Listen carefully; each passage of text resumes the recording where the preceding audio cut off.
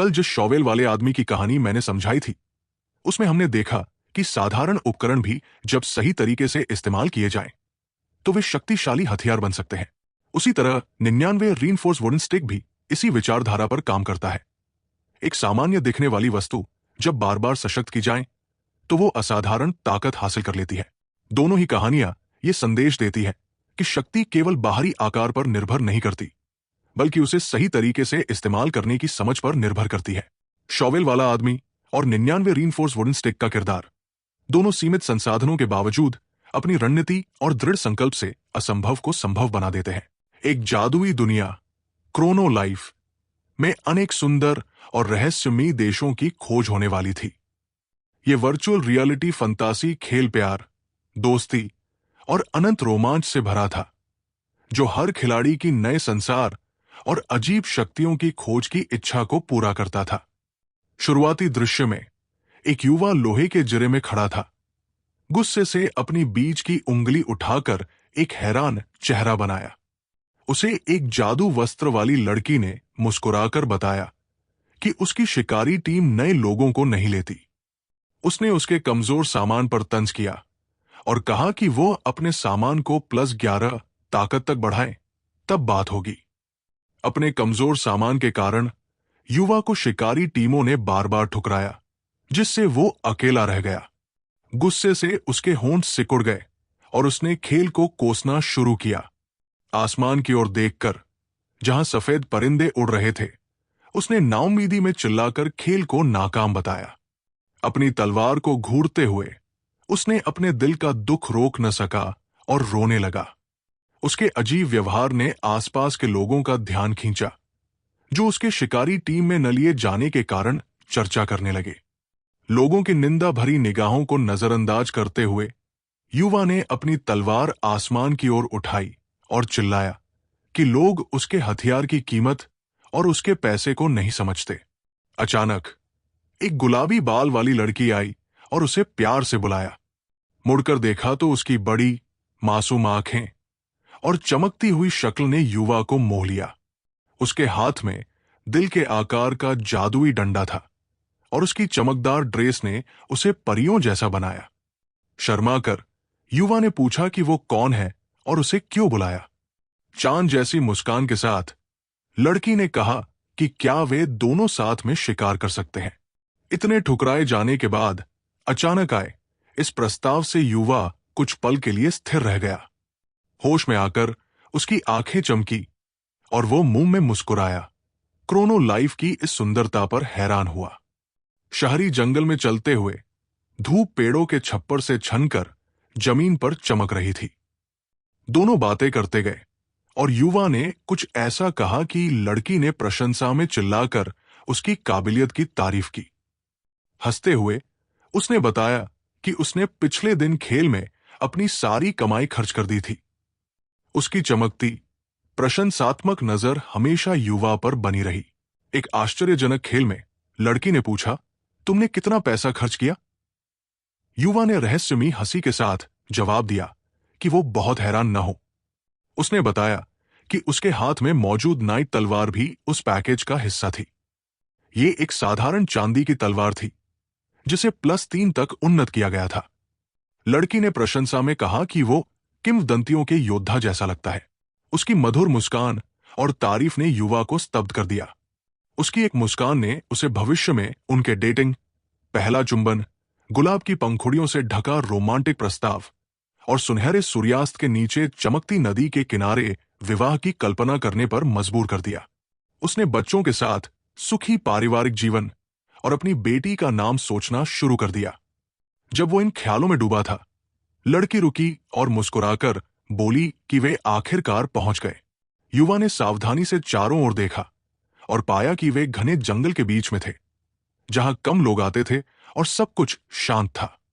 वो बोल पाता इससे पहले ही लड़की के जादुई डंडे ने उसके शरीर को छेद दिया। ऊर्जा बार, जो खून का प्रतीक था, तेजी से कम हो रहा था। जब लड़की ने डंडा निकाला, युवा कमजोर होकर जमीन पर गिर पड़ा।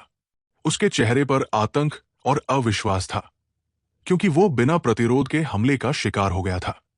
हालांकि ये वर्चुअल रियलिटी खेल था, लाल खून और उसकी तीखी गंध वास्तविक लग रही थी।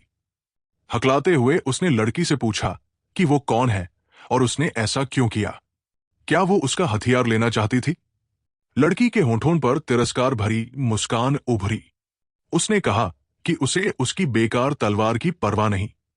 उसकी मधुर मुस्कान वैसी ही थी, लेकिन शब्द और लहजा पूरी तरह बदल गया था।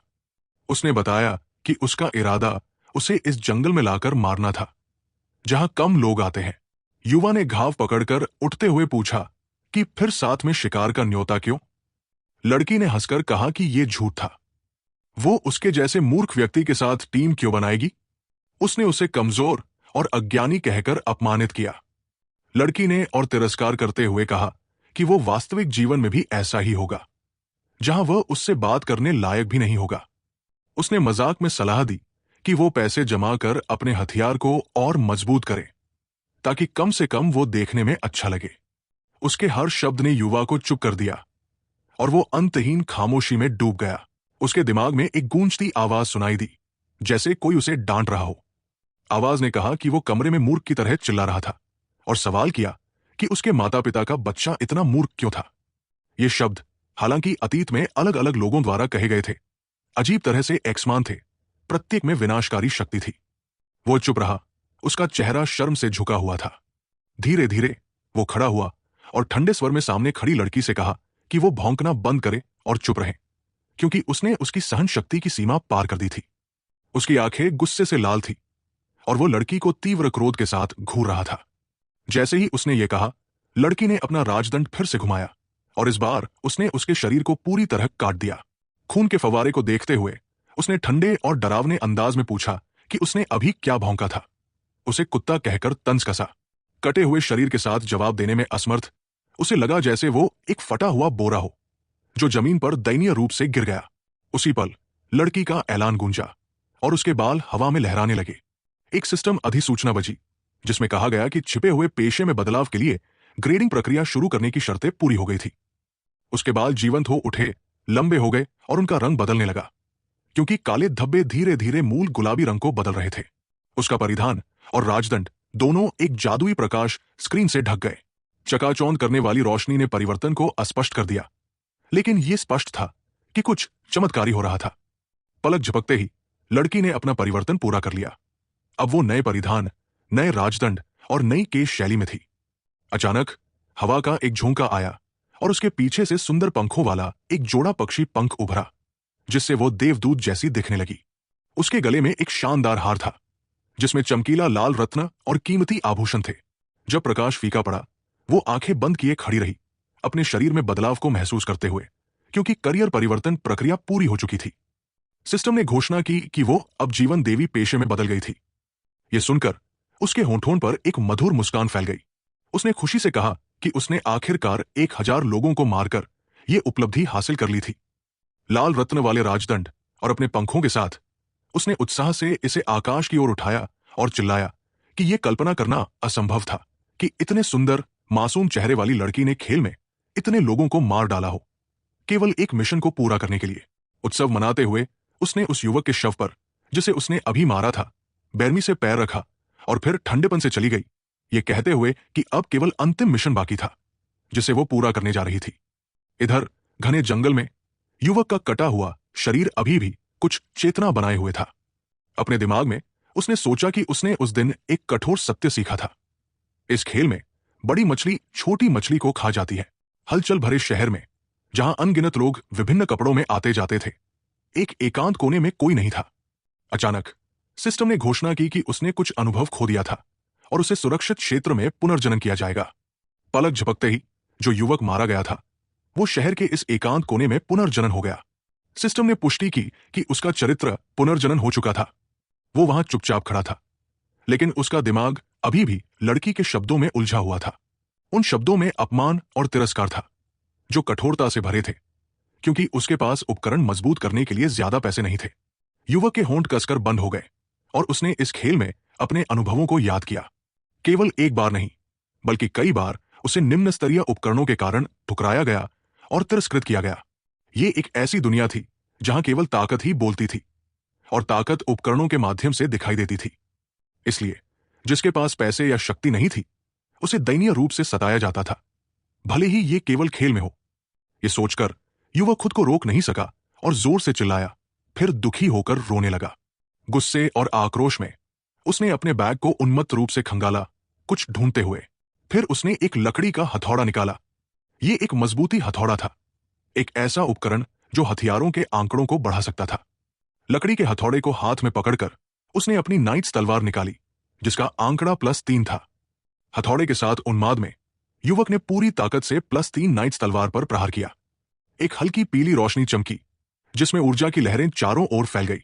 उसने दांत भींचकर अपने पैरों के नीचे तलवार को घूरा, क्योंकि सबसे तेजी से शक्तिशाली बनने का तरीका इस वस्तु को मजबूत करना था। लेकिन वास्तविकता सपनों जैसी नहीं थी। सिस्टम की बीप घोषणा बजी, जिसमें कहा गया कि वो वस्तु को मजबूत करने में विफल रहा था और वस्तु नष्ट हो गई थी। यह घोषणा सुनकर युवक के दिमाग में तर्क की डोर टूट गई। वो विश्वास नहीं कर सका। आंखें फाड़कर उसने नष्ट हुई तलवार को देखा। वो रुक नहीं सका। अगली वस्तु जिसे मजबूत करना था, तेज दस्ताने थे, जिनका वर्तमान मजबूती आंकड़ा +5 था।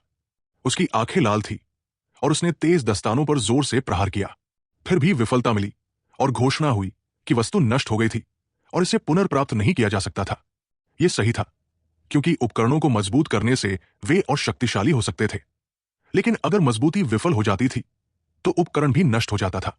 छोटी गली में हथौड़े की आवाज गूंजती रही, लेकिन जैसे जैसे समय बीता, उसके शरीर पर मौजूद सभी वस्तुएं, कपड़ों से लेकर हथियारों तक, मजबूती विफल होने पर नष्ट हो गई।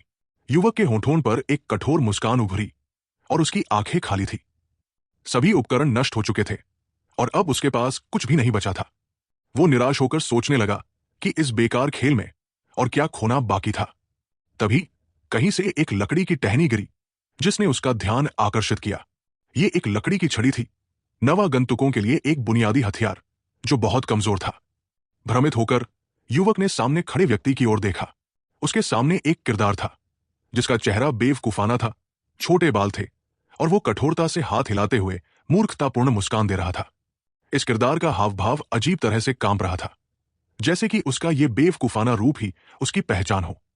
उस किरदार को उछलते कूदते देख युवक ने अपने सामने पड़ी लकड़ी की छड़ी को देखा और धीरे धीरे कुछ समझने लगा। क्या इसका मतलब था कि वो उसे ये लकड़ी की छड़ी देना चाहता था? जैसे ही युवक ने यह सोचा, उस किरदार ने अंगूठा उठाकर संकेत दिया कि वो सही था। इस सत्य को समझकर युवक और भी निराश हो गया और ढह गया। वो सोचने लगा कि उपकरण टूटने के कारण अब उसके पास केवल अंडरवियर बचा था और ये किरदार भी उस पर तरस खा रहा था। लकड़ी की छड़ी देने के बाद वो किरदार अलविदा कहकर चला गया और युवक अकेला अपने अंडरवियर के साथ रह गया। वो कुछ देर तक अन्य ढंग से बैठा रहा, फिर उसने अपनी नजरें पास में पड़ी लकड़ी की छड़ी पर घुमाई। बिना किसी को बताए उसने अपने मजबूती हथौड़े को उठाया और लकड़ी की छड़ी पर जोर से प्रहार किया। तुरंत सिस्टम की खुशी भरी घोषणा गूंजी कि उपकरण को मजबूत करना सफल रहा। लकड़ी की छड़ी को +1 की मजबूती मिली और अतिरिक्त नुकसान भी +1 हो गया। रुके बिना उसने एक और मजबूती हथौड़ा लिया और फिर से प्रहार किया। सिस्टम ने घोषणा की कि उपकरण को मजबूत करना फिर से सफल रहा। लकड़ी की छड़ी अब +2 की मजबूती पर थी और अतिरिक्त नुकसान भी +2 हो गया। 2 लगातार सफल मजबूतियों ने उसके चेहरे को और अधिक कठोर और भावशून्य बना दिया। उसने सोचा कि जीवन वाकई अनिश्चित है। इन बेकार वस्तुओं के साथ ये क्यों सफल हो रहा था? थोड़ी देर आश्चर्य करने के बाद हथौड़ी की आवाज फिर से गूंजने लगी। सिस्टम ने लगातार घोषणा की कि उपकरण को मजबूत करना सफल रहा। यह सिलसिला चलता रहा और पता नहीं कितना समय बीत गया जब लकड़ी की छड़ी +6 की मजबूती तक पहुंच गई और इसका अतिरिक्त नुकसान +64 हो गया। यह ध्यान देने योग्य था कि यहां अतिरिक्त नुकसान की गणना घातांकीय रूप से की जाती थी। उस दिन तक मजबूती लगातार सफल हो रही थी, जिससे युवक और अधिक उत्सुक हो गया। उसने सोचा कि यह क्या हो रहा था? क्या यह फटने वाला था? मजबूती का स्तर जितना ऊंचा होता, विफलता की संभावना उतनी ही बढ़ जाती थी। विफलता की उम्मीद के साथ वो वहां बैठा रहा और लगातार मजबूती हथौड़े से लकड़ी की छड़ी पर जोर जोर से प्रहार करता रहा।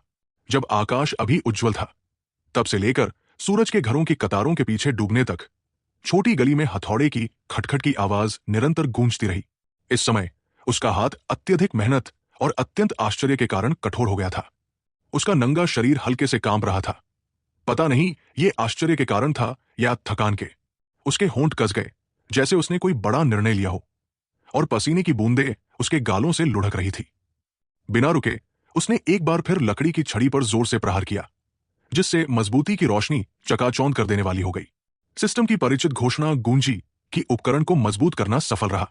उस पल युवक को लगा जैसे वो एक सुंदर और अवास्तविक सपना देख रहा हो। क्यों? क्योंकि उसके सामने की लकड़ी की छड़ी अधिकतम मजबूती तक पहुंच गई थी। अब इसका मजबूती स्तर +99 था। धीरे धीरे उसने लकड़ी की छड़ी उठाई, लेकिन उसके कांपते हाथ अभी भी शांत नहीं हो पा रहे थे। छड़ी को देखते हुए उसके दिमाग में हजारों सवाल उभरे और वो केवल चुप रह सका। उसने सोचा कि ये क्या हो रहा था? +99 तक मजबूत हो गई। ये अविश्वसनीय था। 10 बार से ज्यादा मजबूत करने के बाद सफलता की संभावना 5% से भी कम होनी चाहिए थी। फिर भी ये अधिकतम स्तर तक कैसे पहुंच गई? क्या ये कोई गड़बड़ी थी? वो कुछ देर तक भ्रम में बैठा रहा, लेकिन उसे कोई जवाब नहीं मिला। लापरवाही के एक पल में उसके हाथ से लकड़ी की छड़ी अचानक जमीन पर गिर गई। घबराकर उसने अपने हाथ उठाए और छड़ी को पकड़ने की कोशिश की, लेकिन उसकी अनाड़ी हरकतें बहुत हास्यास्पद लग रही थी।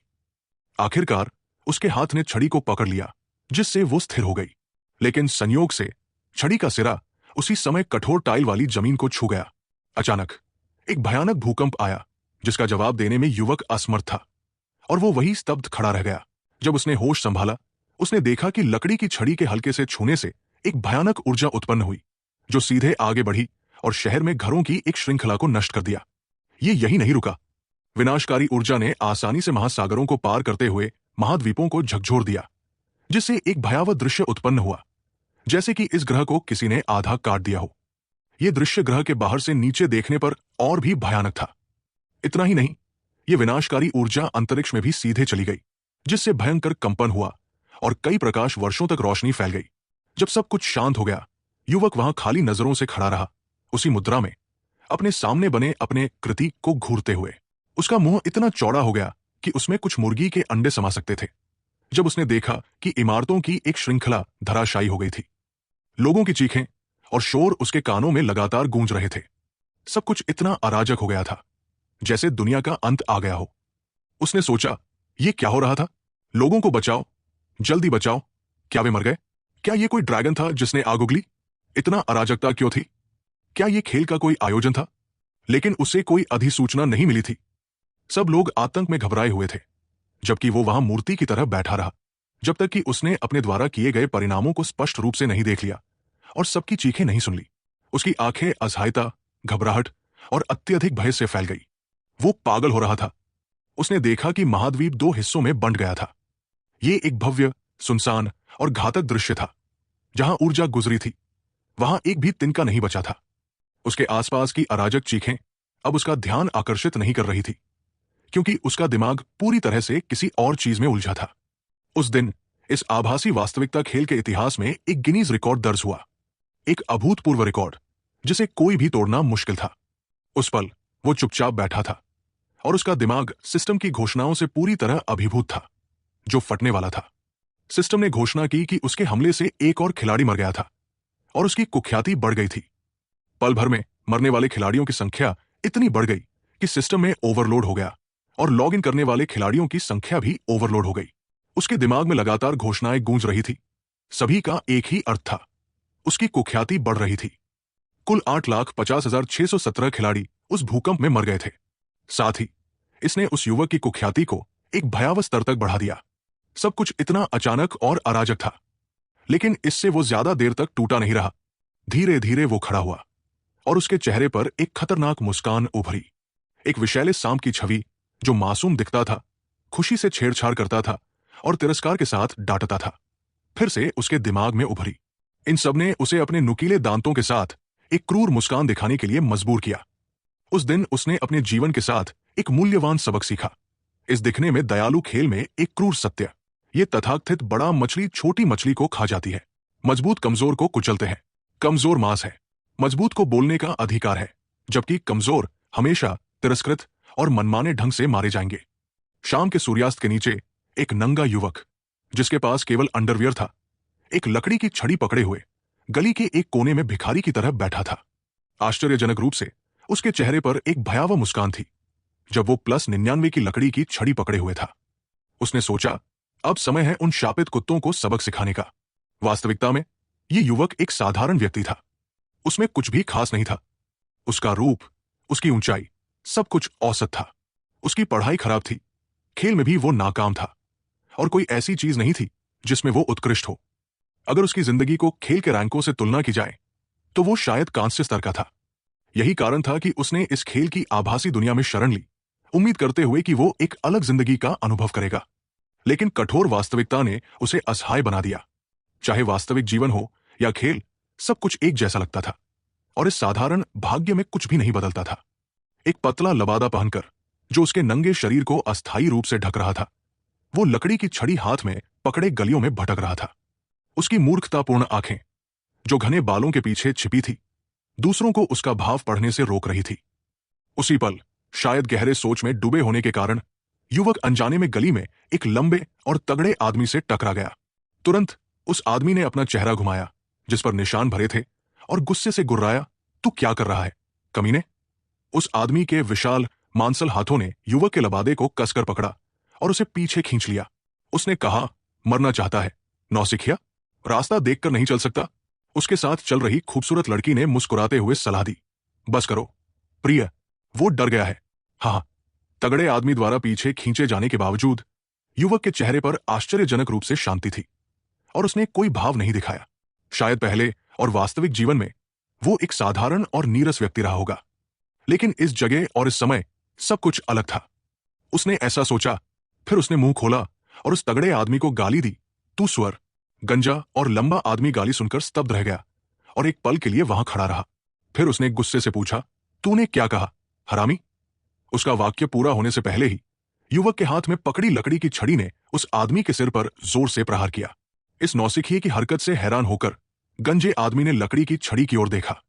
फिर उसका गुस्सा चरम पर पहुंच गया। उसने चिल्लाया, "क्या हुआ? तूने मुझे मारा? ये लकड़ी की छड़ी क्या कर सकती है, हरामी?" उसके बोलने के तुरंत बाद लकड़ी की छड़ी से एक चकाचौंध करने वाली रोशनी निकली, जिसमें भयानक ऊर्जा का प्रवाह था। उस पल में वो तगड़ा आदमी उस विनाशकारी शक्ति में समा गया। उसकी प्रेमिका का मुंह आश्चर्य से बंद नहीं हो सका, जबकि लकड़ी की छड़ी की विनाशकारी शक्ति पहली बार की तरह ही भयानक थी, जिसने पूरे मोहल्ले में एक चमकदार ऊर्जा उत्पन्न की। जब रोशनी गायब हुई, वहां उस आदमी का कोई निशान नहीं था। वो राख में बदल चुका था। धुंधले धुएं के बीच लोग केवल उस नौसिखिए युवक और उसकी लकड़ी की छड़ी को देख सकते थे, जो एक साधारण छड़ी थी। लेकिन इसमें इतनी भयानक शक्ति क्यों थी? उसने सोचा, अब से मैं इस दुनिया का सबसे मजबूत व्यक्ति होऊंगा, कोई और नहीं। यही, अभी मैं मुख्य पात्र हूं। उसके होंठों पर एक आत्मविश्वास भरी मुस्कान उभरी, जो एक शानदार नई शुरुआत का स्वागत करने के लिए तैयार थी। अचानक सिस्टम की अधिसूचना उसके दिमाग में बजी, जिसने उसे पल भर के लिए ठिठकने पर मजबूर कर दिया। चेतावनी, चेतावनी, हथियार की टिकाऊपन कम है। लकड़ी की छड़ी स्तर +99, टिकाऊपन 5 में से 3 है, और इस हथियार की मरम्मत नहीं की जा सकती। उसके होंठों पर आत्मविश्वास भरी मुस्कान गायब हो गई। उसके चेहरे पर आत्मविश्वास की मुस्कान की जगह एक ऐसी अभिव्यक्ति ने ले ली जिसे बयान करना मुश्किल था। ऐसा लग रहा था जैसे वो स्वर्ग से नरक में गिर गया हो। वो जल्दी और उन्मत्त ढंग से शहर के चौराहे को छोड़कर एक छोटी सुनसान गली में पहुंच गया। वहां वो खाली नजरों से अपने पैरों को गले लगाए बैठ गया, सामने रखी लकड़ी की छड़ी को घूरते हुए। उसका यह भाव वाकई दयनीय था, और ऐसा लग रहा था जैसे भाग्य इस लड़के के साथ मजाक कर रहा हो। +99 स्तर की लकड़ी की छड़ी, जो नवागंतुकों के लिए एक बुनियादी हथियार थी, उसकी टिकाऊपन इतनी कम थी कि ये केवल कुछ प्रहारों के बाद टूट जाएगी। वर्तमान में इसकी टिकाऊपन 5 में से 3 थी। लकड़ी की छड़ी के आंकड़ों को दिखाने वाली स्क्रीन उसकी आंखों के सामने थी, जो इस अजीब बात का सबसे स्पष्ट सबूत थी। ये जानकारी मिलने के बाद वो असहाय होकर जमीन पर गिर पड़ा, दर्द से कराहते और चिल्लाते हुए। उसने कहा, "कमबख्त, 2 बार मारने से टिकाऊपन 5 से 3 कैसे हो गया? अब केवल 3 प्रहार बाकी है। कमबख्त, जिंदगी इतनी दयनीय क्यों है?" वो विशाल नीले आकाश की ओर देखते हुए सोचने लगा। उसने कहा, "इस रफ्तार से मेरा काम तमाम है। मेरा वीरतापूर्ण सपना, उन लोगों का हिसाब चुकाने का सपना जो मुझ पर तिरस्कार करते हैं, और उस मासूम लेकिन दुष्ट लड़की से बदला लेने का सपना। अब मैं क्या करूं, जब लकड़ी की छड़ी केवल 3 बार ही हमला कर सकती है?" उसके दिमाग में एक के बाद एक अराजक विचारों का सिलसिला चल रहा था, जिसने उसे थका दिया। उसने दांत भींच लिए, जैसे कोई बड़ा फैसला ले रहा हो। अचानक अपने चेहरे से निराशा का भाव हटाकर वो चिड़चिड़े ढंग से लकड़ी की छड़ी के साथ उठ खड़ा हुआ। उसने सोचा, ठीक है, वैसे भी केवल 3 प्रहार बाकी है और इसे बदला नहीं जा सकता। अगर ऐसा है तो मुझे एक जगह जाना होगा। पता नहीं कितना समय बीत गया जब वो एक अंधेरी और धुंधली जमीन पर पहुंचा जो भयावह खोपड़ियों से भरी थी। ये मृतकों की घाटी थी, इस आभासी दुनिया में एक अत्यंत खतरनाक जगह जिससे हर कोई बचता था। एक व्यक्ति के नंगे पैर धीरे धीरे प्रत्येक खोपड़ी पर कदम रख रहे थे। आगे बढ़ते हुए ये व्यक्ति कोई और नहीं, वही युवक था।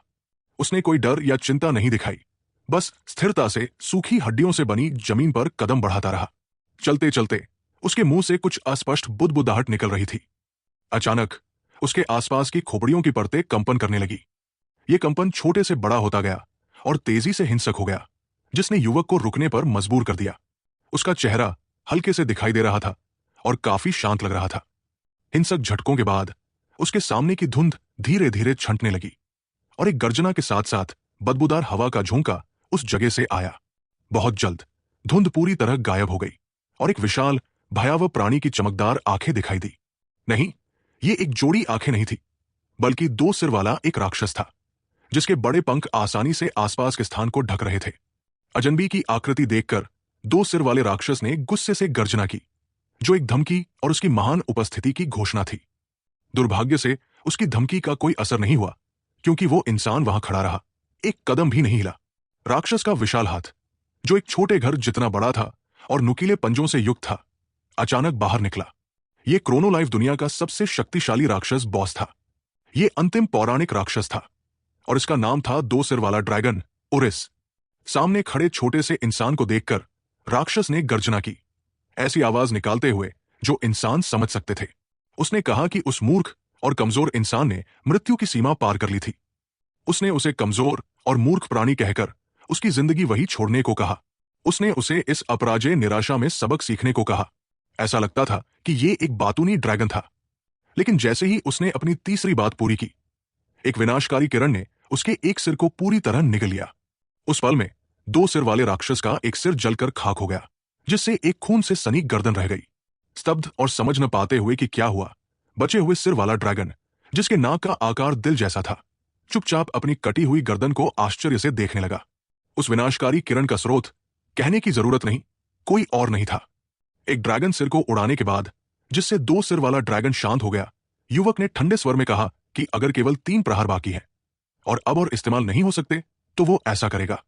ये कहते हुए उसकी नजर बचे हुए एक सिर वाले ड्रैगन पर टिकी, जिससे वो अचानक सहम गया और उसके रोंगटे खड़े हो गए। हथौड़े की वर्तमान टिकाऊपन केवल 5 में से 2 थी, यानी इसे केवल 2 बार और इस्तेमाल किया जा सकता था। इसे देखकर युवक ने लकड़ी की छड़ी को धीरे से ऊपर उठाया और कहा, अगर ऐसा है तो मैं इस खेल के सबसे मजबूत राक्षस को पकड़ लूंगा। इसमें क्या बड़ी बात है? उसकी आंखें जंगली ढंग से फैल गई और वो राक्षस को ऐसे देख रहा था जैसे वो कोई स्वादिष्ट भोजन हो। 2 सिर वाला ड्रैगन उसकी नजर से डर गया और जल्दबाजी में गर्जना करने के बाद अपनी आवाज को धीमा करके उसे रोकने की कोशिश की। उसने कहा, रुको रुको रुको, 1 मिनट रुको, कृपया थोड़ा इंतजार करो। सामने ड्रैगन की हकलाती घबराई हुई आवाज सुनकर युवक ने गुस्से से पूछा, क्या है? ड्रैगन ने कहा, हाँ हाँ, मेरे पास कहने के लिए कुछ शब्द है, कृपया मेरे लिए रुको बड़े भाई। ड्रैगन की आवाज इतनी दयनीय थी और वो इतना प्यारा और दुखी दिखने की कोशिश कर रहा था कि सुनने वालों को रोंगटे खड़े हो जाएं। उसने कहा, बड़े भाई, क्या आपने मुझे अभी कमजोर प्राणी नहीं कहा था? वो बड़े भाई, वो स्क्रिप्ट थी जो मुझे दी गई थी, इसलिए मेरे पास कोई विकल्प नहीं था। मैं आमतौर पर ऐसा व्यवहार नहीं करता। बड़े भाई, मुझे गलत न समझे, मैं दुनिया का सबसे नेक और आज्ञाकारी ड्रैगन हूं। लेकिन बड़े भाई, आपकी पहचान क्या है? युवक को उसके सवालों से सिर दर्द होने लगा और उसने लकड़ी की छड़ी को धमकी देने के लिए उठाया। उसने कहा, तू बहुत बोलता है, तुझे इसकी परवाह करने की जरूरत नहीं। ड्रैगन तुरंत घबरा गया और गिड़गिड़ाने लगा, कृपया मुझे बख्श दो बड़े भाई। उसकी दयनीय चिपकने वाली विनती के सामने युवक ने एक शब्द नहीं कहा और लकड़ी की छड़ी को धीरे से नीचे टैप किया। विनाशकारी किरण फिर से प्रकट हुई, जिससे आकाश कांप उठा और धरती हिलने लगी। ड्रैगन उस किरण से ढक गया, लेकिन इस बार किरण में ज्यादा नुकसान नहीं था। किरण ने केवल ड्रैगन के शरीर को लकवाग्रस्त कर दिया, जिससे वो जमीन पर गिर पड़ा। एक जोरदार धमाके के साथ उसका विशाल शरीर असहाय रूप से जमीन से टकराया, जिससे धरती कांप उठी और धूल के बादल उठे। हालांकि ऐसा लग रहा था कि इससे कोई नुकसान नहीं हुआ और उसका बचा हुआ सिर अभी भी सुरक्षित था। लेकिन पूरे शरीर में फैले दर्द ने उसे हिलने डुलने से रोक दिया। वो बस वहां कांपता हुआ पड़ा रहा, धीमी सिसकियों के साथ। इस समय युवक उसके पास खड़ा था। उसने एक आह भरी, अपनी लकड़ी की छड़ी को देखा और कहा, वर्तमान टिकाऊपन केवल एक है और अब केवल एक प्रहार बाकी है। ये सब कैसे हो गया? अगर टिकाऊपन की समस्या न होती तो कितना अच्छा होता। ड्रैगन, जो अभी भी पड़ा हुआ था और युवक की सीमा के बारे में सुन रहा था, अचानक अपनी चमकदार आंखें उत्साह से फैलाकर जल्दी से चिल्लाया, बड़े भाई, टिकाऊपन में समस्या है। अगर बात उसकी है तो मेरे पास इसका समाधान है। उसकी चीख सुनकर युवक ने ठंडेपन से लकड़ी की छड़ी को डराने के लिए उठाया। लेकिन जब उसने ड्रैगन की बात स्पष्ट रूप से सुनी तो वो थोड़ा रुका और आश्चर्य से पूछा, तूने क्या कहा? अचानक ड्रैगन के जवाब देने से पहले खेल सिस्टम की एक लाल अधिसूचना बोर्ड युवक के सामने प्रकट हुई। बोर्ड पर लिखा था, 2 सिर वाले ड्रैगन उरिस का स्वामी सेवक अनुबंध। क्या आप इस खोज को स्वीकार करते हैं? युवक भ्रम में पड़ गया और उसने ड्रैगन से पूछा, यह क्या बला है? उरिस ने कांपते हुए उठने की कोशिश की और जवाब दिया, रुको बड़े भाई, क्या तुमने कभी आहत तलवार के बारे में सुना है? युवक ने कहा, आहत तलवार? वो क्या है? ड्रैगन ने कहा, बड़े भाई, इसे समझाना थोड़ा जटिल है, फिर इसे सरलता से कहता हूं। हाँ हाँ, मैं इसे सरलता से कहूंगा। सीधे शब्दों में मैं बड़े भाई के हथियार में समा जाऊंगा। ये ड्रैगन शरीर छोड़ दिया जाएगा और केवल मेरी आत्मा समा जाएगी। अगर ऐसा हुआ तो बड़े भाई का हथियार एक आह बन जाएगा, और अगर ये आह तलवार में विकसित हो गया तो उस हथियार की टिकाऊपन अनंत हो जाएगी। ड्रैगन के शब्दों ने युवक को इतना चौंकाया कि उसने अपनी आंखें फैलाकर उसे घूरा। कहा जाता है कि आह तलवार इस क्रोनोलाइफ दुनिया में सबसे उच्च स्तर का हथियार है। ड्रैगन जितना समझाता गया, युवक उतना ही उत्साहित होकर मुस्कुराने लगा। वो मुस्कान और बड़ी होती गई, जो सूखी हड्डियों की जमीन पर गूंज रही थी, जिससे ड्रैगन भ्रमित हो गया। उसे कुछ समझ नहीं आया, लेकिन उसने अपनी अजीब दिल के आकार की नाक के साथ युवक के साथ हंसने की कोशिश की। उसने पूछा, बड़े भाई, क्या आप मेरे प्रस्ताव से संतुष्ट हैं? ड्रैगन का सवाल सुनकर युवक वहां खड़ा रहा और लंबे समय तक जोर जोर से हंसा, फिर अपने आप से बुदबुदाया। उसने कहा, हे भगवान, लेकिन अगर ऐसा है तो कहानी की दिशा बदल जाएगी। तो मैं पूरे दिल से बदला ले सकता हूं, है ना? ये ऐसा है जैसे स्वर्ग फिर से मेरी मदद कर रहा है ना? ड्रैगन उसके सामने खड़े इंसान की भयावह मुस्कान को चुपचाप देख रहा था, अवाक रह गया। वो केवल डर के मारे वहां खड़ा रहा और सोचने लगा, मम्मी, मुझे बचाओ, ये आदमी पागल है। इस तरफ अपने दिल में उत्साह भरी भावनाओं को छोड़ने के बाद युवक ने तुरंत हाथ बढ़ाया और सामने खड़े 2 सिर वाले ड्रैगन के साथ अनुबंध के स्वीकार बटन को दबा दिया। युवक ने कहा, ठीक है, तो चलो अभी अनुबंध करते हैं। हाँ, पलक झपकते ही उसकी सहमति के साथ उसके पैरों के नीचे एक जादुई स्क्रीन प्रकट हुई, जिसमें अजीब प्रतीक थे और चकाचौंध करने वाली किरणें निकल रही थी। जादुई वृत्त बड़ा और बड़ा होता गया, जो युवक को ढकते हुए ड्रैगन के पैरों तक फैल गया। अनुबंध और जादुई वृत्त के प्रभाव में ड्रैगन के पंख धीरे धीरे गायब होने लगे। अंततः उसका पूरा विशाल शरीर शून्य में विलीन हो गया और सिस्टम की अधिसूचना फिर से बजी। सिस्टम ने घोषणा की कि 2 सिर वाले ड्रैगन उरिस का शरीर नष्ट हो चुका था।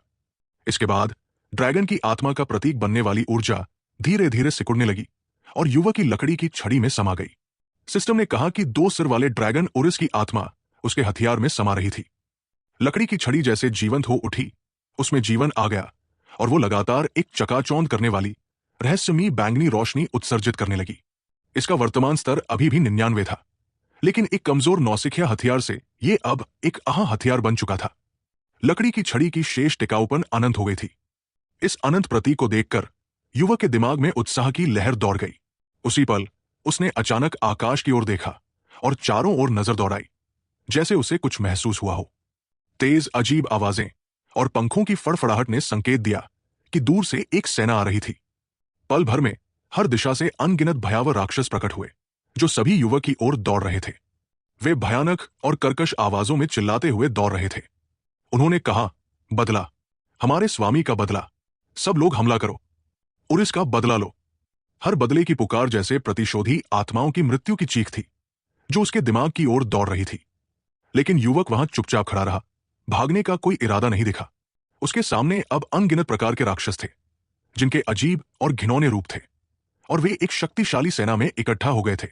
ये 2 सिर वाले ड्रैगन उरिस की सेना थी। उसके होंठ कस गए और अचानक उसके चेहरे पर एक प्रसन्न मुस्कान उभरी। उसने कहा, ठीक है, बिल्कुल, ऐसा ही होना चाहिए। राक्षसों की बदले की पुकार ने उस महिला की छवि को उसके दिमाग में ताजा कर दिया। वो पागल हो उठा और उसने हाथ उठाकर कहा, बदला लेना होगा, बदला लेना होगा, बदला लेना होगा। फिर एक भयानक ऊर्जा की लहर ने सब कुछ ढक लिया, जो ब्रह्मांड के बाहर अंतरिक्ष से गुजर रही थी।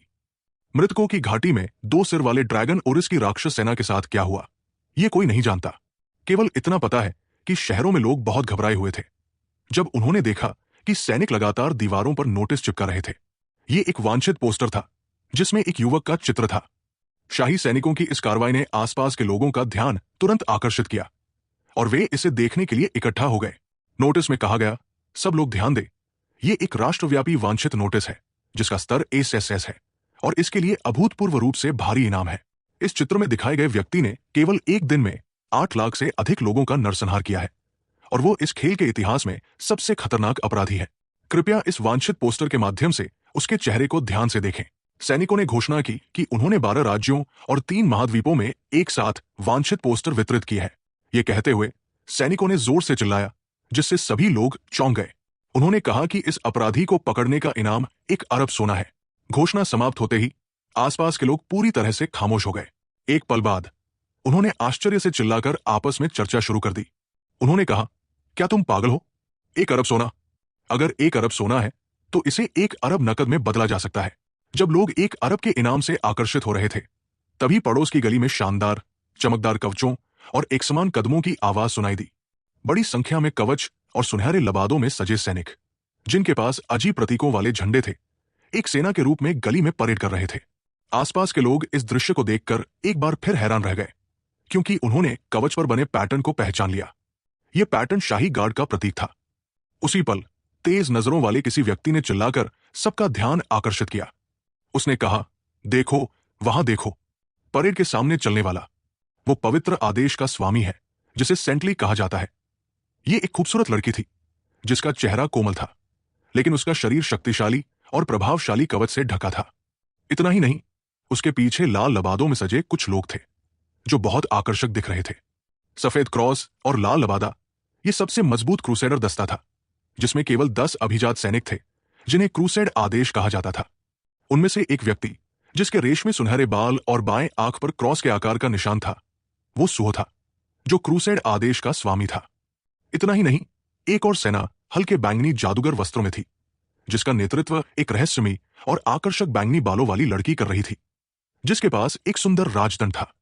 वो पवित्र भूमि की स्वामी और सबसे शक्तिशाली शाही जादूगर थी, जिसे अब्राक डाबरा कहा जाता था। इसके बाद एक और सेना लबादों में प्रकट हुई, जिसका नेता एक मुस्कुराता हुआ नकाबपोश व्यक्ति था। उसका नाम होंग था और वो चोरों के गिल्ड का स्वामी था, जो चालाक चोरी में माहिर था। आसपास के लोग एक के बाद एक आश्चर्य में डूबते जा रहे थे, क्योंकि वे इस राजशाही की शक्तिशाली सेनाओं को देख रहे थे। अंत में वे और भी डर गए जब उन्होंने एक चमकदार रजत रोशनी वाली सेना को देखा, जो पूरी तरह से सुव्यवस्थित और साफ सुथरी थी। इस सेना के सैनिक सभी मजबूत और चमकदार रजत कवच पहने हुए थे। उनका गहरे रंग का झंडा, जिस पर सफेद चित्र बना था, सुबह की हवा में लहरा रहा था। रजत कवच में सजे सभी शूरवीर अपनी चमकती तलवारें पकड़े हुए 2 पंक्तियों में खड़े थे, एक युवक का स्वागत करते हुए जो धीरे धीरे उनके पास आ रहा था। बीच में एक सुंदर युवक था, जिसके पास परियों जैसी आभा थी, और वो आर्डेन का ड्यूक था। इन स्वामियों की लगातार उपस्थिति ने सभी को स्थिति की गंभीरता का एहसास करा दिया। आज यहां इस दुनिया के 5 आदेशों के स्वामी अपनी सेनाओं के साथ एकत्र हुए थे। वे थे गिल्ड के स्वामी, क्रूसेड, पवित्र भूमि, चोरों के गिल्ड और अंत में न्याय गिल्ड।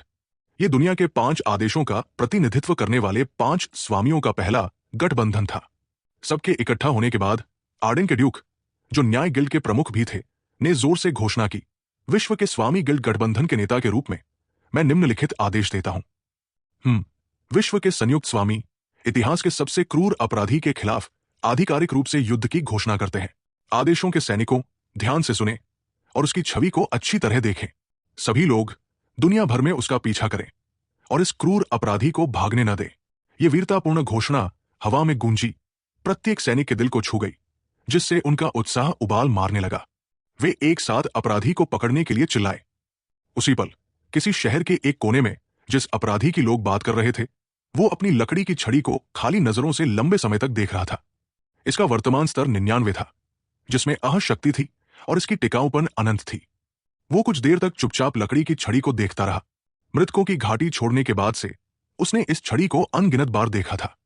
हर बार जब वो इसकी जानकारी देखता, उसके चेहरे पर एक भयावह मुस्कान उभर आती। उसकी प्रसन्न हंसी छोटी गली में गूंज रही थी, जिसे कोई नहीं सुन रहा था। अचानक लकड़ी की छड़ी से 2 सिर वाले ड्रैगन की आत्मा उभरी, जिसने युवक को इतना चौंकाया कि वो बेतुकी बातें करने लगा। उसने कहा, तू अच्छे मूड में है बड़े भाई? ये छड़ी से निकलने वाला सिर क्या बला है? उसने डर से अपनी आंखें फैलाकर पूछा। 2 सिर वाले ड्रैगन की छोटी आत्मा ने मुस्कुराकर कहा, ये मैं हूं बड़े भाई, 2 सिर वाला ड्रैगन उरिस। उसके जवाब और परिचय को सुनकर युवक का गोल मुंह आश्चर्य से बंद नहीं हो सका। केवल एक हल्की आह की आवाज निकली। उसे मृतकों की घाटी में मिले विशाल शक्तिशाली ड्रैगन की छवि याद आई। फिर उसने इस छोटी भोली भाली ड्रैगन की आत्मा की तुलना उससे की, जिसने उसे अवाक कर दिया।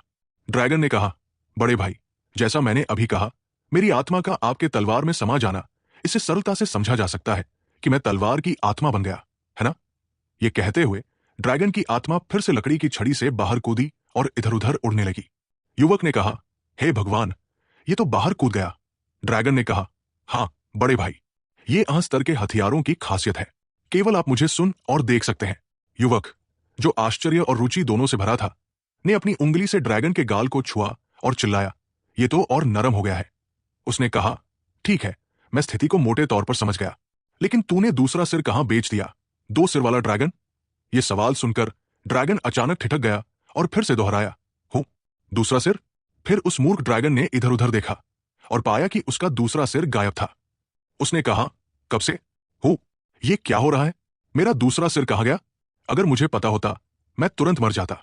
जब ये स्वामी और सेवक दोनों अवाक होकर खड़े थे, तभी हवा के झोंके के साथ एक कागज उनके सामने उड़कर आया।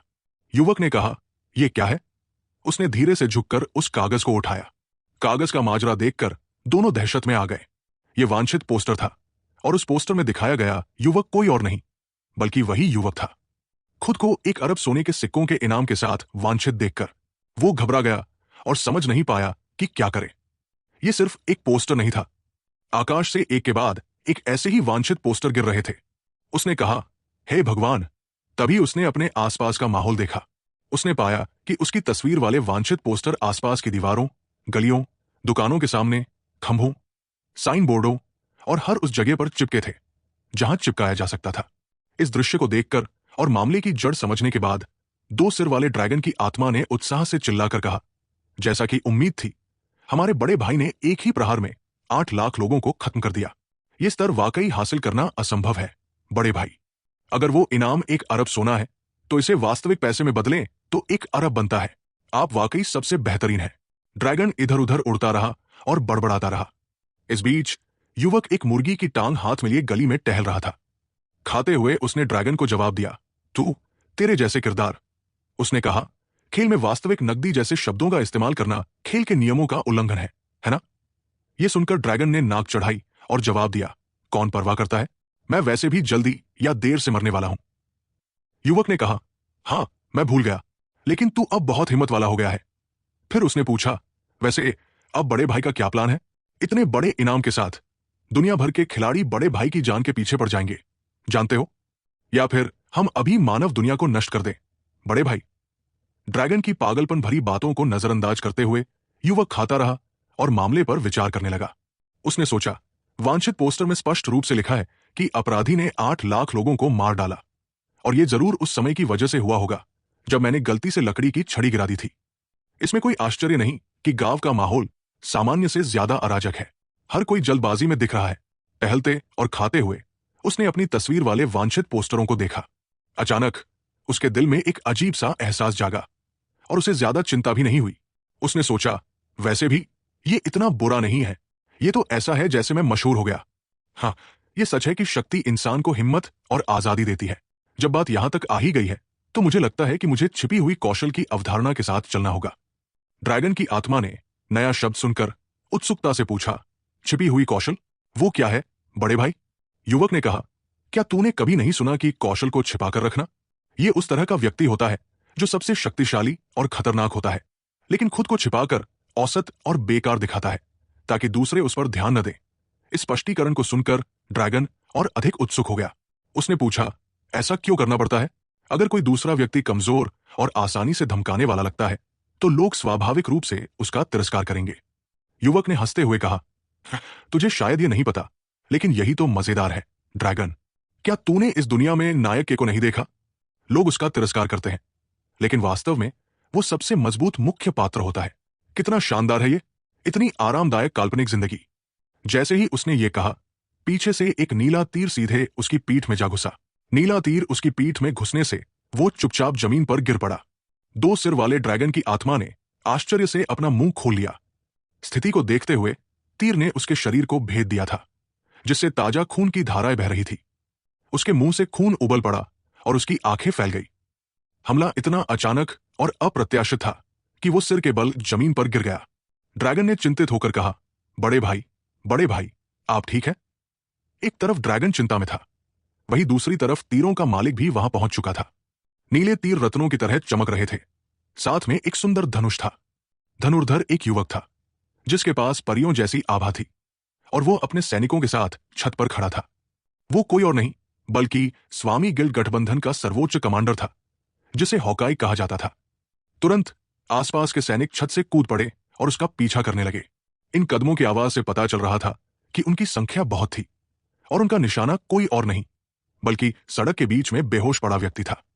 सैनिक हर दिशा से उमड़ पड़े, सभी निकासों को अवरुद्ध करते हुए।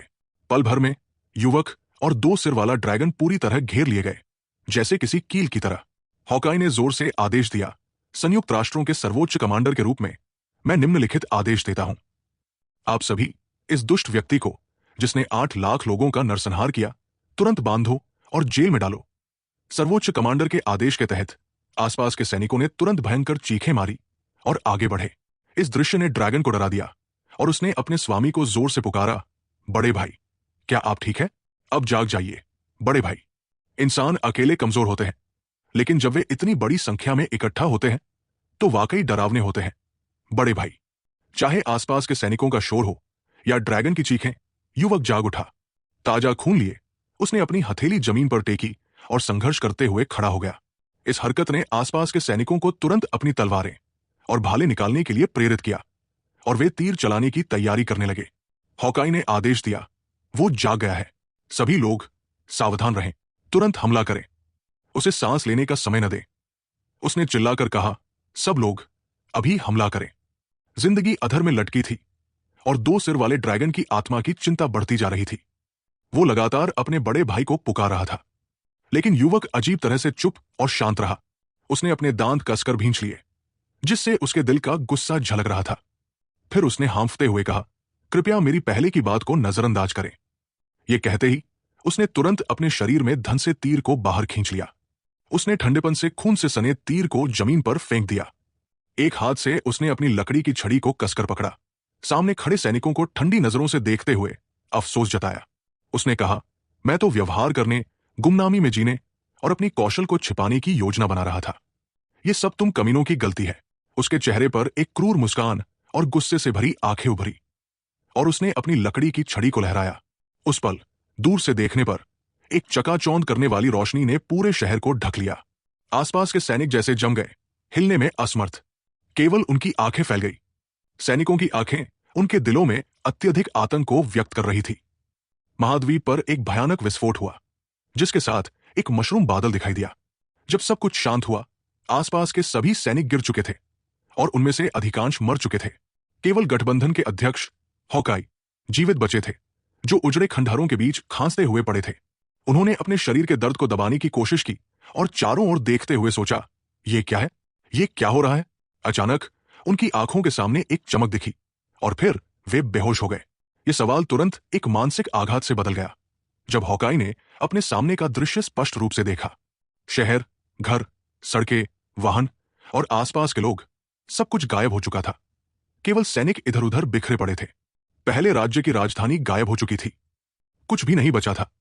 हॉकाई वहां अविश्वास में बैठे थे। जो कुछ वे देख रहे थे उस पर यकीन नहीं कर पा रहे थे। तभी एक ठंडी पदचाप ने हॉकाई को चौंका दिया। उन्होंने जल्दी से उस दिशा में सिर घुमाया। उनके सामने अब वही वांछित अपराधी था, लबादा पहने और हाथ में लकड़ी की छड़ी लिए।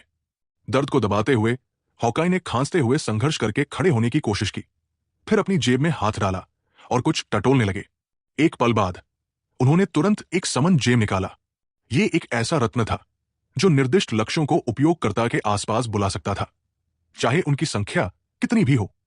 यह रत्न एक कीमती एकल उपयोग वस्तु थी जिसकी कीमत 10 मिलियन सोना थी। यह समय संकोच करने या लागत पर पछताने का नहीं था, इसलिए हॉकाई ने तुरंत समन जेम को कुचल दिया। पल भर में एक जादुई वृत्त ने उन्हें घेर लिया। केवल एक वृत्त नहीं, बल्कि कई अन्य वृत्त भी प्रकट हुए जो आसपास की जमीन पर फैल गए। यह देखकर हॉकाई ने तुरंत घोषणा करने के लिए चिल्लाया, राष्ट्रव्यापी गठबंधन के सभी सदस्यों से मेरे आह्वान का जवाब देने की अपील करता हूं। विशाल तात्कालिक टेलीपोर्टेशन सक्रिय हो गया। एक के बाद एक प्रकाश स्क्रीन प्रकट हुई और उन स्क्रीनों के भीतर सेनाएं बुलाई जाने लगी। एक पल बाद लगभग सभी लोग वहां मौजूद थे, साथ में दुनिया भर के गिल्डों के स्वामी भी। युवक चुपचाप खड़ा होकर अपने चारों ओर मौजूद लोगों को देख रहा था। कोई एक शब्द नहीं बोला, और हालांकि सैनिकों ने अपने चेहरे मोटे नकाबों के पीछे छिपाए थे, उनकी तीव्र हत्या की मंशा को महसूस किया जा सकता था। वो खुला स्थान जो अभी पूरी तरह नष्ट हो चुका था, अब गिल्डों के सैनिकों से भर गया था। यह जानना असंभव था कि कुल कितने सैनिक वहां प्रकट हुए थे, लेकिन नंगी आंखों से देखने पर वे अनगिनत लग रहे थे, जो दूर क्षितिज तक फैले हुए थे। यह भव्य और भयावह दृश्य विश्व गठबंधन सेना की शक्ति थी, और यहां बुलाए गए सैनिकों की संख्या लगभग 30 लाख तक पहुंच गई थी। एक अविश्वसनीय रूप से भयानक संख्या जो इस खेल की लगभग पूरी सेना को एकत्रित कर चुकी थी। इस युद्ध का कमांडर अभी भी हॉकाई था। उसने सीधे सामने खड़े वांछित अपराधी की ओर इशारा किया और चिल्लाया, सभी सैनिकों, सभी सैनिकों, सभी लोग, मेरे आदेश को सुने, तुरंत हमला करें, संकोच न करें। जैसे ही ये शब्द गिरे, हथियारों से लैस सैनिकों की एक श्रृंखला उस खतरनाक अपराधी की ओर पतंगों की तरह आग की ओर दौड़ पड़ी। उसी पल ठंडे स्वभाव वाला युवक ऊब के साथ आह भरी। उसने अपनी परिचित हरकत दोहराई और लकड़ी की छड़ी को कसकर पकड़ लिया। तुरंत एक विनाशकारी प्रकाश की किरण उस घनी सेना को चीरती हुई निकली, जिसे देखना मुश्किल था। उस शक्ति ने आसानी से अभिजात सैनिकों को उड़ा दिया और वे इसका प्रतिरोध नहीं कर सके। वास्तव में केवल एक व्यक्ति के साथ वो हजारों सैनिकों को धूल चटा रहा था। इस स्वामी की भयानक शक्ति ने 2 सिर वाले ड्रैगन की आत्मा को आश्चर्य से मंत्रमुग्ध कर दिया। बात यही खत्म नहीं हुई, क्योंकि इस बार युवक ने जानबूझकर छड़ी की ऊर्जा को सीमित किया था। इसलिए उसके द्वारा किए गए हमले अभी भी सभी सैनिकों को खत्म नहीं कर पाए थे। शायद वो एक ही चाल से सबको मिटाना नहीं चाहता था। इसके बजाय वो उनके साथ धीरे धीरे खेलना चाहता था। इस प्रकार यहां एक ऐसा दृश्य सामने आया जो न केवल चौंकाने वाला था, बल्कि सुंदर भी था। सैनिकों की एक श्रृंखला नष्ट हो रही थी। वे उस छड़ी की पूर्ण शक्ति के सामने लगभग प्रतिरोध करने में असमर्थ थे। 2 सिर वाला ड्रैगन डरा हुआ था और उसे अपनी पहले की बातें याद आई। पहले उसने चिंतित होकर कहा था कि इंसान अकेले कमजोर होते हैं, लेकिन इतनी बड़ी संख्या में इकट्ठा होने पर वे वाकई चिंताजनक होते हैं। हाँ, यह दुनिया का सामान्य ज्ञान है। यहां तक कि सबसे मजबूत राक्षस उरिस भी एक साथ हजारों लोगों से नहीं लड़ सकता। और यह तो कोई साधारण प्रतिद्वंद्वी नहीं था, बल्कि विश्व गठबंधन था। एक ऐसी शक्ति जो दुनिया भर के सैनिकों को एकत्र करती है। अगर वे उरिस की सेना को भी लामबंद करते तो वे स्पष्ट रूप से बुरी तरह विफल हो जाते। अगर स्थिति वाकई ऐसी थी तो यहां से भाग जाना एक तर्कसंगत विकल्प होता। यही उरिस ने सोचा था, लेकिन वास्तविकता कुछ हद तक विरोधाभासी लग रही थी। पहले सैनिक नष्ट हुए, फिर वीर क्रूसेडर सेनाएं थी जो बिना पीछे हटे हमला कर रही थी। उनके नेता ने अपनी सुंदर कीमती तलवार चलाई और अपराधी का सामना किया। उनके पास अविश्वसनीय गति और अत्यंत घातक हथियार थे जो आसानी से कई दुश्मनों को उड़ा सकते थे। लेकिन अब उनके सामने एक रहस्यमयी और शक्तिशाली अपराधी था। तो परिणाम क्या होगा? बेशक अपराधी युवक जरा भी नहीं डगमगाया, बल्कि खुशी से मुस्कुराया। उस युवक से निकली विनाशकारी रोशनी ने आसानी से क्रूसेडर सेना को उड़ा दिया। अब सब कुछ एक त्रासदी बन चुका था, क्योंकि मानव सैनिक पूरी तरह कमजोर थे और उस युवक को जरा सा भी नुकसान नहीं पहुंचा पा रहे थे। क्रूसेडर सेना अप्रभावी थी। पवित्र भूमि गिल्ड की सबसे मजबूत शाही जादूगरनी अब्राकडाब्रा भी जादुई ऊर्जा इकट्ठा करने की कोशिश कर रही थी। उनका समूह एक साथ इकट्ठा हुआ और आकाश में तैरती एक संरचना बनाई, फिर एक साथ जादू डाला। जादुई ऊर्जा ने तुरंत जमीन पर खड़े युवक का ध्यान आकर्षित किया। उसने ऊपर देखा और पाया कि उसके सिर के ऊपर कब से एक जादुई वृत्त प्रकट हो चुका था। मौके का फायदा उठाते हुए जादूगरनी अब्राकडाब्रा ने जोर से आदेश दिया, अच्छा, जादू को मुक्त करो। प्राचीन मंत्र को नीचे लाओ। जैसे ही उसने ये कहा, युवक के सिर के ऊपर का जादुई वृत्त घूमने और चमकने लगा। ये नया और सुंदर दृश्य देखकर वो आश्चर्य से मुंह बाए देखने लगा। पल भर में जादुई वृत्त से प्राचीन जादू की एक विनाशकारी किरण सीधे जमीन पर खड़े उस छोटे से युवक के शरीर पर गिरी। प्राचीन जादुई ऊर्जा से युक्त एक तकनीक को अभिजात जादूगरनियों के संयुक्त प्रयासों से लागू किया गया था। खतरनाक आभा को अपनी ओर आते हुए महसूस करते हुए युवक ने हल्के से अपना मुंह खोला और प्रशंसा की। काफी शानदार है ना? क्या यही उस जादू का नाम है? तो मुझे भी अपनी तकनीक का नाम रखना होगा। बुदबुदाते हुए उसने लापरवाही से अपनी लकड़ी की छड़ी लहराई। उसने कहा, यह इस तकनीक का नया नाम है। स्लैश। स्लैश ने आसानी से उसके सिर के ऊपर बने जादुई वृत्त को नष्ट कर दिया। अजीब ऊर्जा से युक्त जादुई वृत्त टूटकर चीनी मिट्टी के टुकड़ों की तरफ बिखर गया। जब तक कि सब कुछ गायब नहीं हो गया, जादूगरनी अबराकडाबरा ने भयभीत होकर चिल्लाया, हे भगवान, प्राचीन जादू! क्या शाही प्राचीन जादू इतना कमजोर है? नहीं, अगला मंत्र तैयार करो। तुरंत आसपास के लोग अपने कप्तान के आदेशों का पालन करते हुए जादू डालने लगे। ऊर्जा इकट्ठा करते समय उन्होंने अपराधी की ओर देखा और पाया कि वो फिर से अपनी लकड़ी की छड़ी लहरा रहा था। इस बार यह स्लैश डाउन तकनीक थी। पलक झपकते ही विनाशकारी रोशनी की एक किरण नीचे गिरी, जो जादूगरनियों की सेना की ओर थी। वे कीड़ों की तरह कमजोर थे, जो उड़ाए जा रहे थे और प्रतिरोध करने में असमर्थ थे। ये एक व्यक्ति और 30 लाख महान सैनिकों के बीच की लड़ाई थी। लड़ाई का परिणाम न केवल भारी था, बल्कि त्रासद था। 30 लाख सैनिकों वाली विश्व गठबंधन सेना पूरी तरह नष्ट हो चुकी थी। इस पल तक विश्व गठबंधन टीम का कप्तान हॉकाई एक आत्माहीन लाश की तरह लगभग जम गया था, जो चुपचाप युद्ध क्षेत्र में बैठा था। उसके सिर से पसीना नदी की तरह बह रहा था और उसका मुंह कुछ बुदबुदा रहा था। असंभव, असंभव, असंभव। तभी लकड़ी की छड़ी वाला युवक उसके सामने आ खड़ा हुआ, जो हर सूरज की किरण को रोक रहा था। उसने कहा, असंभव क्या? मैंने तुम्हें नहीं मारा और तुम्हारे लिए रास्ता छोड़ दिया। तुम्हारी वजह से मुझे अपनी शक्ति को समायोजित करके थकना पड़ा। इस भयानक अपराधी के शब्दों को सुनकर हॉकाई आश्चर्य से मुंह बाए रह गया। उसने कहा, क्या तुमने मुझे नहीं मारा? क्यों? युवक ने जवाब दिया, और क्यों? तुम्हें नहीं पता कि तुम क्यों पूछ रहे हो? क्योंकि तुमने पहले मुझ पर तीर चलाया था, याद है?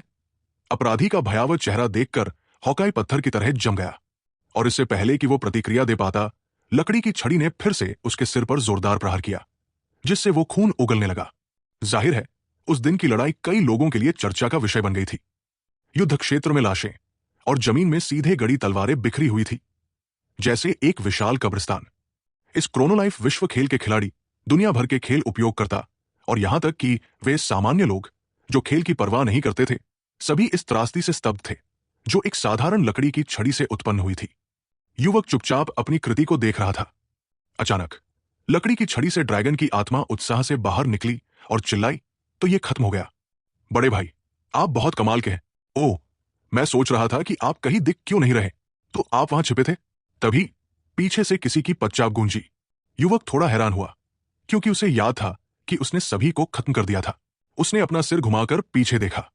उसके पीछे एक लड़की के पैर और उसकी लहराती पोशाक का किनारा दिखाई दिया।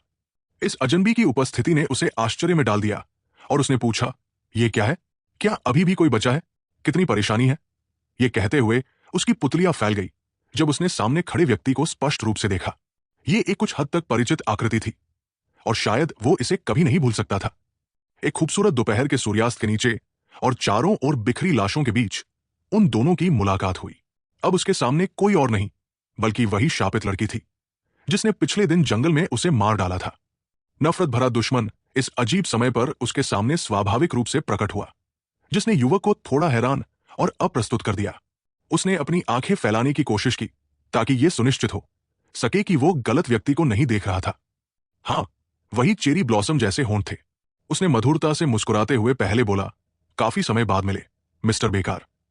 वो भयानक युद्ध कई लोगों के लिए बहुत रुचिकर था, लेकिन इन दोनों की मुलाकात के बारे में बिल्कुल किसी को नहीं पता था। सूरज विशाल मैदान पर डूब चुका था, जहां अनगिनत तलवारें और भाले जमीन पर बिखरे पड़े थे। साथ में 30 लाख लाशें और एक खूबसूरत घातक महिला थी। वो उसी मधुर मुस्कान के साथ मुस्कुराई जो उनकी पहली मुलाकात में थी। उसने कहा, काफी समय बाद मिले, नमस्ते मिस्टर बेकार। उसे फिर से मिलकर युवक खुद इस स्थिति में उससे मिलने से काफी हैरान था। उसे ये काफी नाटकीय और अजीब लगा। उसकी आंखें हल्के से बंद हुई और उसे वह पल याद आया जब उसने उसकी मूर्खता और सावधानी की कमी के कारण उसे मार डाला था। ये एक शर्मिंदगी थी जिसे वो लंबे समय तक ढोता रहा, और एक नफरत थी जिसने युवक के हाथों को कस दिया। शायद इसी कारण, अपनी वर्तमान भावनाओं के विपरीत, वो उसे फिर से मिलकर और अधिक उत्साहित था। इस बारे में सोचकर उसके होंठों पर एक मुस्कान खिल उठी। उसने देखा कि वे दोनों विशाल युद्ध क्षेत्र में चुपचाप एक दूसरे को देख रहे थे, जब तक कि उसने अपनी खूबसूरत मुस्कान के साथ मुंह नहीं खोला। उसने कहा, मूर्ख लड़के, तुम ठीक हो? क्या संयोग है। हाँ, मुझे नहीं लगा था कि हम ऐसी जगह पर मिलेंगे। ये काफी रोमांटिक लगता है ना? युवक ने हंसते हुए अपना सिर हिलाया और कहा, संयोग? बकवास।